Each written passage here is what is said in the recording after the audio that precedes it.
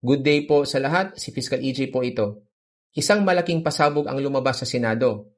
Ang mag-asawang contractors na sina Sara at Curly Discaya ay nagbunyag na ilang congressmen at DPWH officials daw ang sangkot sa kickbacks sa flood control projects. Pero ang tanong, totoo ba ang lahat ng ito?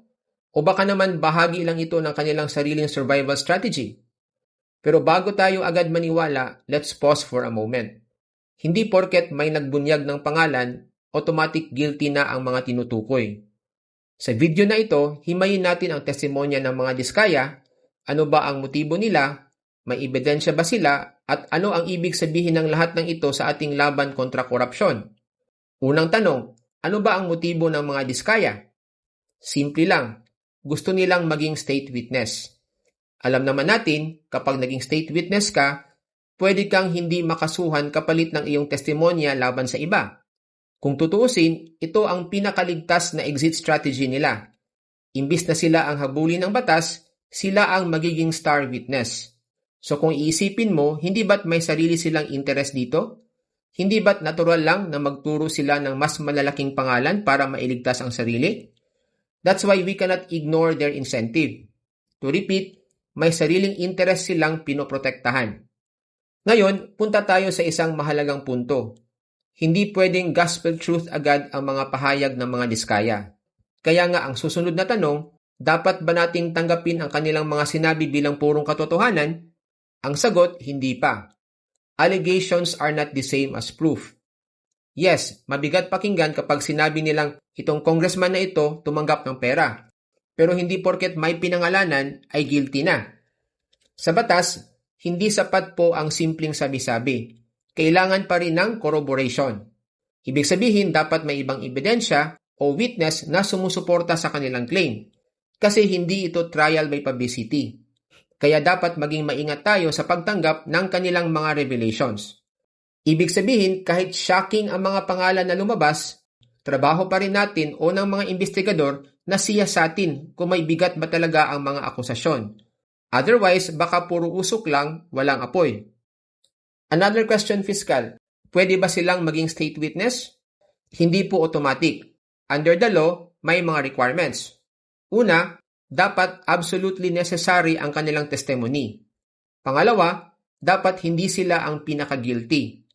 At pangatlo, dapat pwedeng makumpirma ang kanilang pahayag ng independent evidence. Kung sila mismo ang umaming nagdala ng pera, baka nga sila pa ang pinaka-involved sa scheme. Kaya malaking tanong, makakalusot ba sila sa requirement na not the most guilty? Let's see anong mangyayari in the coming days. Sino lang ba talaga ang mga nakausap nila? Sa Senado, inamin ng mga Diskaya na iilan lang sa mga congressmen at DPWH officials ang personal nilang nakausap o nakadaupang palad. Kung ganon, paano yung iba? Kung pangalan lang ang nadinig nila, sapat ba iyon para akusahan ng katiwalian? Dito po pumapasok ang pangangailangan ng mga call logs, text messages, CCTV footages o chat records na pwedeng magpatunay ng kanilang direktang dealings. Kasi kung may direktang usapan, madali lang pong makita sa mga telepono o accounts nila. Kung wala, mahirap patunayan. Another important point, wala silang paper trail.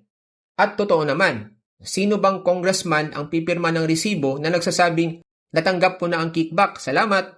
Imposibleng may ganon. Pero ang hawak daw ng mga Diskaya ay isang ledger kung saan nila nilista ang mga pangalan ng opisyal na umano'y binigyan nila ng pera. Ang problema po dyan ay ledger lang po yan, gawa nila mismo. Wala itong independent verification. Kumbaga, parang diary lang yan. Pwede mong isulat ang kahit ano. Ang tanong, will it stand in court kung yan lang ang kanilang source of record? At dito mas lalong lumalabnaw ang testimonya. Ayon sa mga Diskaya, ang pangalan ni na Speaker Martin Romualdez at Congressman Zaldico ay nadinig lang nila mula sa isa pang congressman. Ibig sabihin, hearsay lang ito.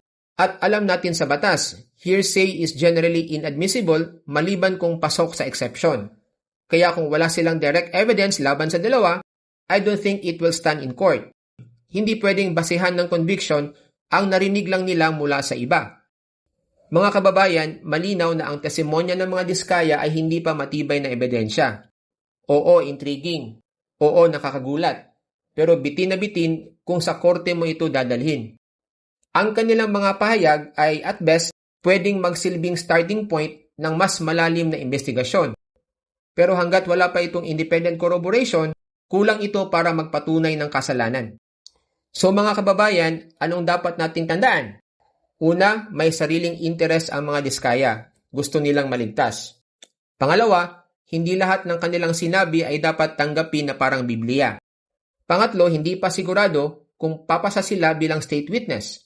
At pang-apat, marami pa silang dapat ipakita bago masabing credible ang kanilang aligasyon.